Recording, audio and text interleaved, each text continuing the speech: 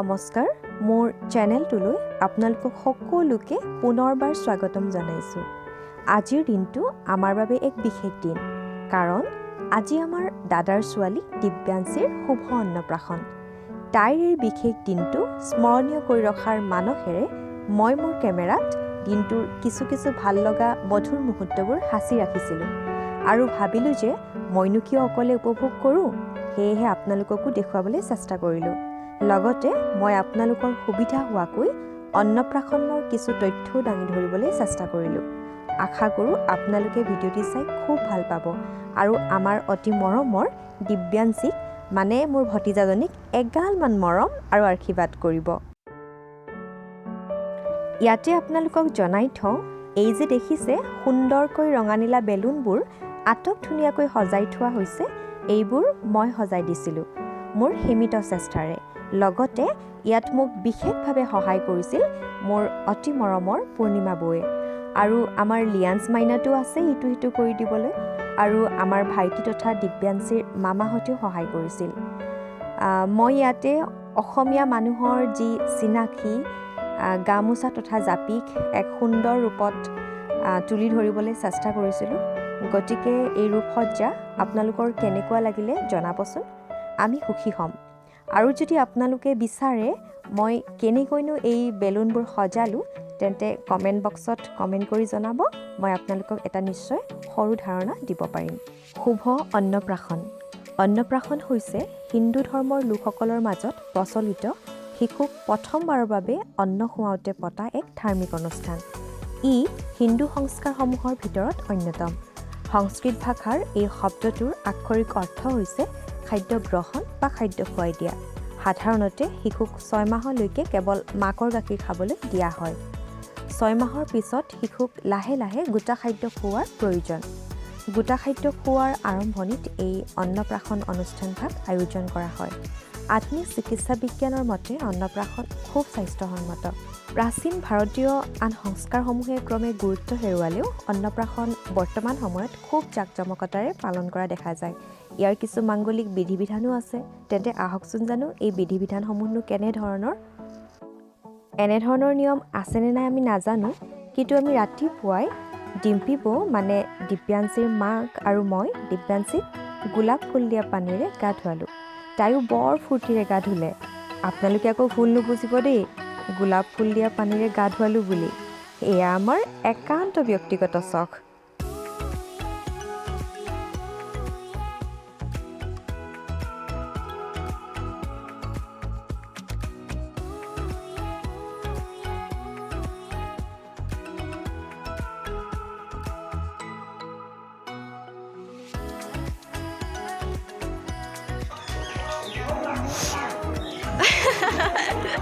Gimana Mama mau hasti kali Liza?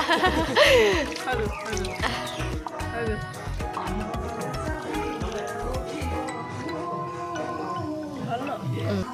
I. Mama tadi.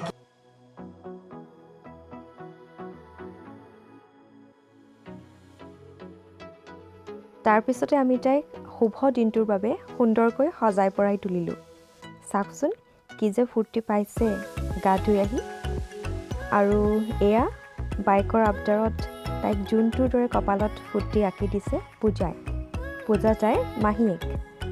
এয়া চিতল মাছ fry কৰিছে দিব্যাঞ্চীৰ বাবে, দিব্যাঞ্চীৰ সৰু বৰমাক মানে জানমণি বৌয়ে। ধুনু দাদাৰ দেউতাক মানে দিব্যাঞ্চীৰ দদুয়েকৰ ইচ্ছা যে নাতিনীয়েকক চিতল মাছেৰে খুৱাব। এয়াই মৰম হেঁপাহ নহয়নে বাৰু? আজিকালিতো জানেই কেক অবিহনে যেন সম্পূৰ্ণ নহয় সকলো নিয়ম, সেয়েহে সৰু বৰমাকৰ ইচ্ছা কেকেই সৰ্বে সৰ্বা। তাৰপিছতে আমাৰ উল্লেখনীয় কামটো আৰম্ভ হৈ গ'ল। এয়া বৰমাকৰ লগত পূৰ্ণিমা বৌ মানে দিব্যাঞ্চীৰ খুৰীয়ে, আৰু ময়ো আছোঁ কিন্তু দেই পিছে কেমেৰাৰ আঁৰতহে মানে বিহাইণ্ড দ্য চিন। এয়া আমাৰ বৰমাই নিয়মবিলাক দেখুৱাই দিছে কি কৰিব লাগে ভাত খোৱাৰ সময়ত। গতিকে আপোনালোকেও চাই যাব, নজনা কথাবোৰ জানিব পাৰিব।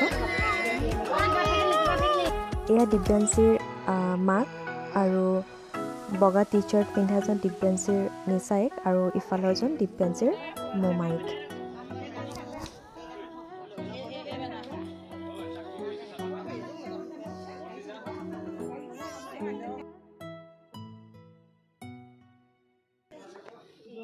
বেলা অকমান লগাই দিয়ে না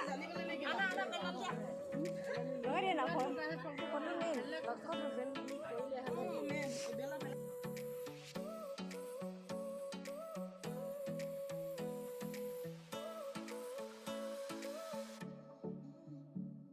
বেলালে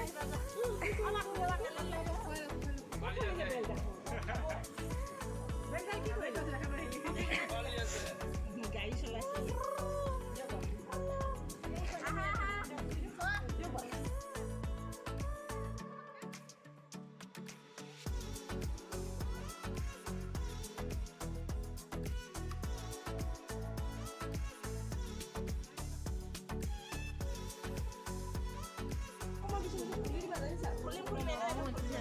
আমনি পাইছেহি চোলাটো চেপুৱাই জানিলে আৰু এডাল পিন্ধাইলে মায়ে কথা শাৰীটো পাহি শাৰীটো পাইছে আহিলে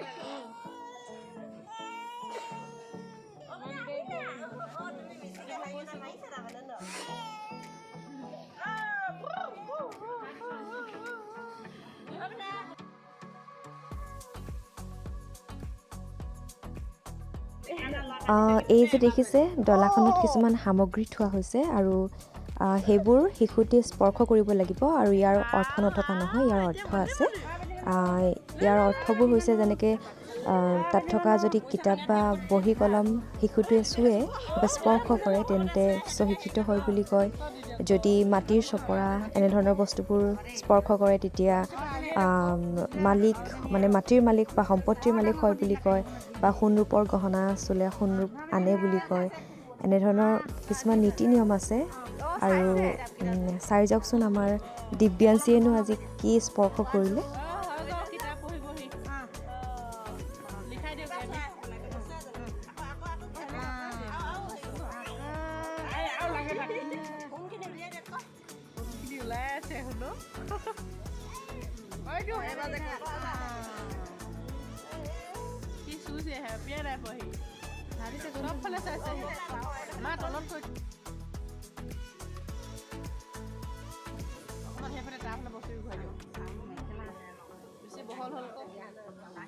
আমাৰ ডাঙৰ মানুহ দেই বেজী মানুহ ডক্টৰনী আমাৰ বেজী দিব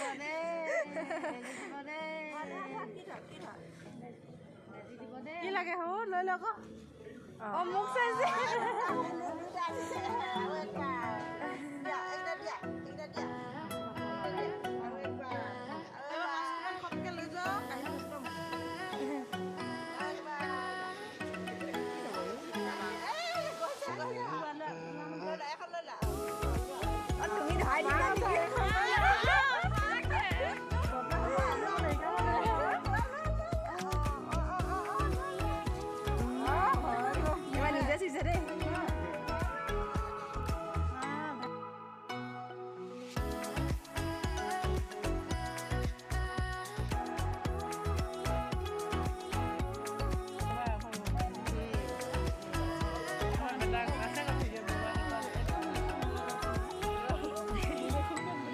খাব লাগে বুলি আহিছে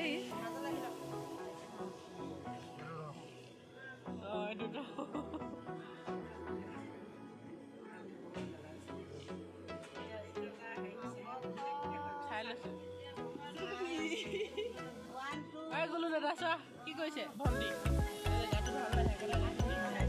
নহ'লে কেতিয়াও এনেকৈ নাথাকে। বাবা কি লিখিছা লিখিছা কি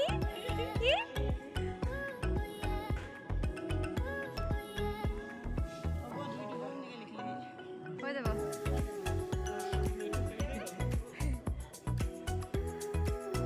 ফটো নাই, মই কিন্তু ভিডিঅ'হে কৰিছোঁ দেই, ফটো চটো নাই।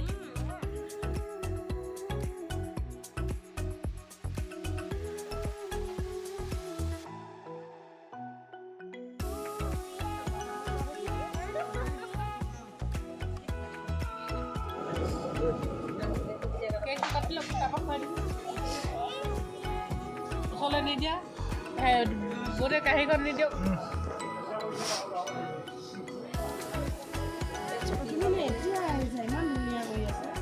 আহা আকৌ জ্ঞান আছে বোলে হা মাত চাত নাই খালি হেপী বাৰ্থডে নহয় নহয় এতিয়া কি অন্নপ্ৰসন্ন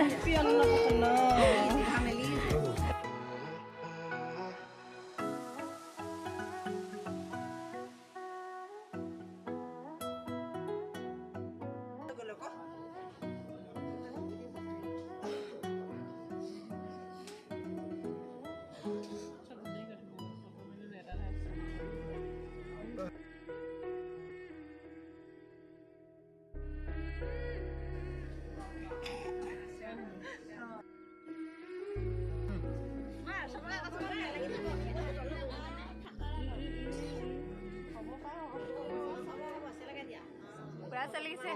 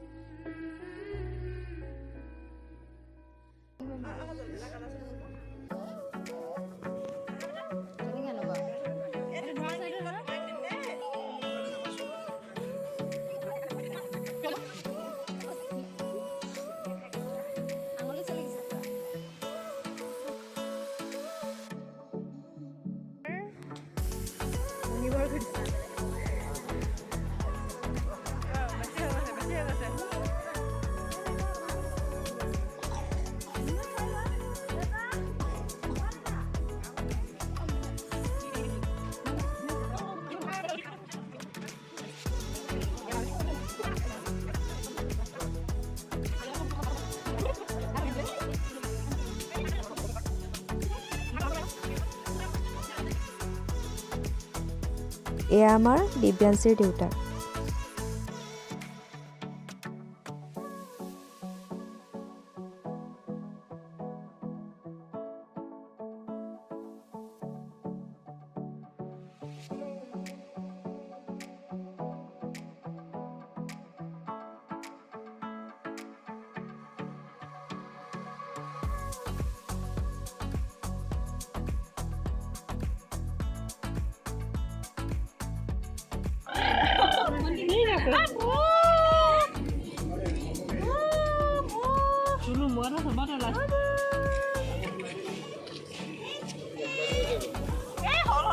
ভণ্টি খোৱা হা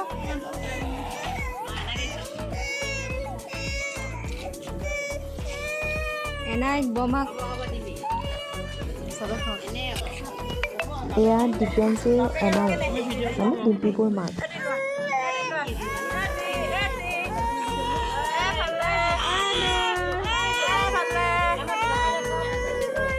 শুনিয়ে নাই পোৱা কাণত দেখাই দিয়ক কৈছে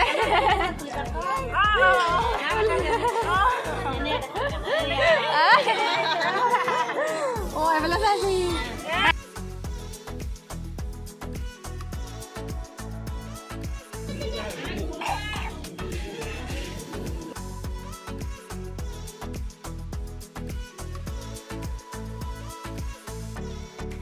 এয়া আমাৰ দিব্যাঞ্চীৰ বৰমাক মানে জানমণি বৌ আৰু দিব্যাঞ্চীৰ ডাঙৰ বৰমাক মানে বৰ্ণালী বৌক আমি বহুত মিছ কৰিলোঁ। বৌ আপোনাক মিছ কৰিলোঁ দেই। আৰু লগতে পেৰিছকো মিছ কৰিলোঁ আমি। বৌহঁতৰ বিশেষ অসুবিধা হোৱাৰ কাৰণে অকণমান দেৰি হৈছে।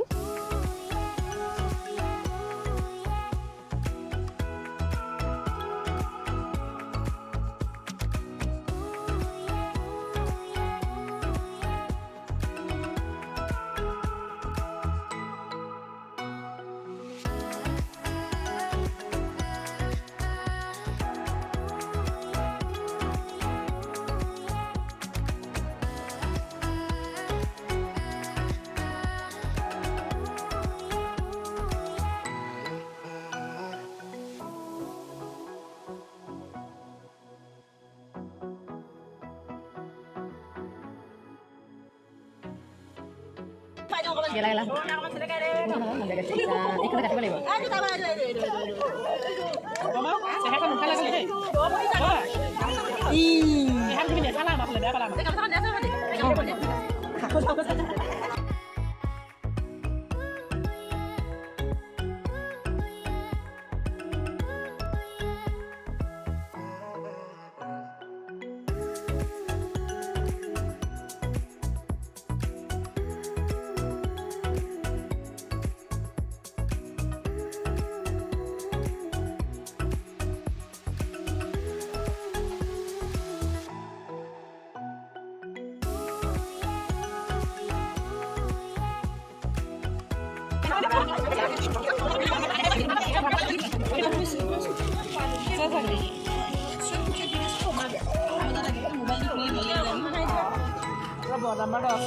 কেনেকুৱা আছিলে এইফালে চোৱা ভালকে চাই থাকা আকৌ ভালকে চাই থাকা ডিউটি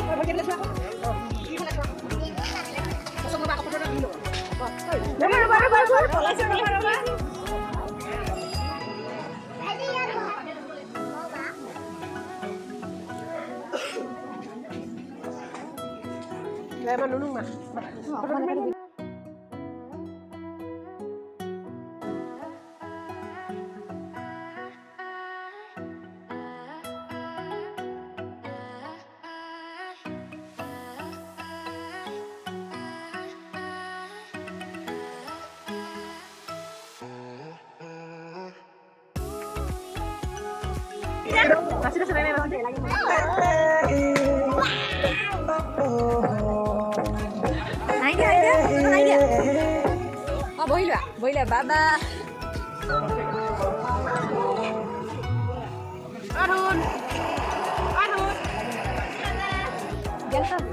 জ্ঞান আছে ভাত লগত জ্ঞান আছে ভাত মই নাখালো যা লিয়ান চল যা এমলে সময়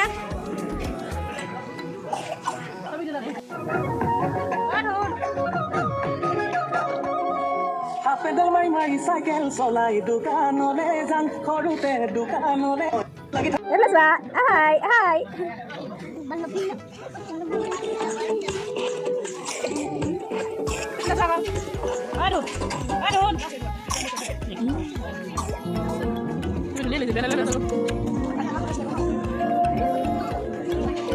ভিডিঅ' কৰি আছে ঐ গুণ এইফালে হাই কৰি দিয়াচোন হাই কৰি দিয়া হাই ঐ মাহী মাহী পূজা মাহী হাই হাই এইফালে হাই কৰি দিয়া হাই কৰি দিয়া হাই কৰি দিয়া আকৌ মাকে মাকে হাই কৰি দিয়া মাকে হাই কৰি দিয়া হাই হাই কৰি দিয়া হাই কৰি দিয়া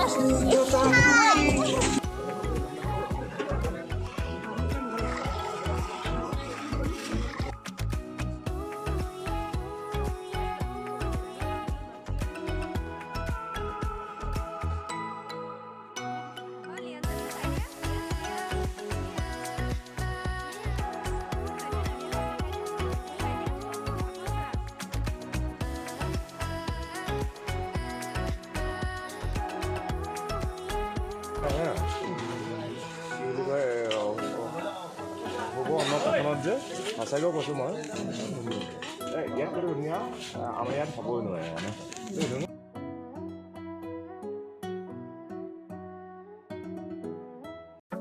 এইটো আগতে মই দেখা নাই সেইকাৰণে কৈছোঁ তাৰমানে সঁচাকৈ বহুত ধুনীয়া আছে